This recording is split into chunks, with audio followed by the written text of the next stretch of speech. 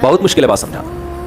तो यही हो रहा है ना, बेचारी अय्याशी के काबिल रहती है और ना कोई मर्द लिफ्ट नहीं कराता उसको, रिश्ते ही नहीं, फिर परेशान है, रिश्ते ही नहीं आ रहे। भाई इस उम्र में फरिश्ते आएंगे, रिश्ते इस उम्र में नहीं आएंगे, और आ भी गया तो वो थोड़ी कि प्रॉपर जो औलाद होती है वो एक, आप जवानी में बच्चों को जवान कर लो, फिर उनकी खुशियां देखोगे। खुदा की कसम ला इलाहा इल्लल्लाह, बच्चों से बड़ी एंटरटेनमेंट मेरे ख्याल के मुताबिक दुनिया में कोई नहीं है।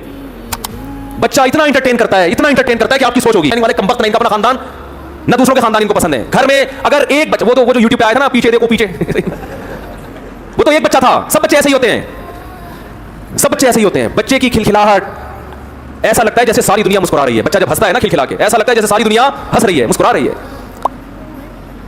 तो क्या हो गया, अभी मैं तो जा रहा हूं दावतों में, हजार गज के बंगलों में, यार बच्चे ही नहीं है, मालदार लोग हैं, 2 बच्चों के बाद बस खातून समझा रही है अपनी बहू को, देख पहले इनकी अच्छी तरबियत कर ले, बस इन्हीं की कर ले।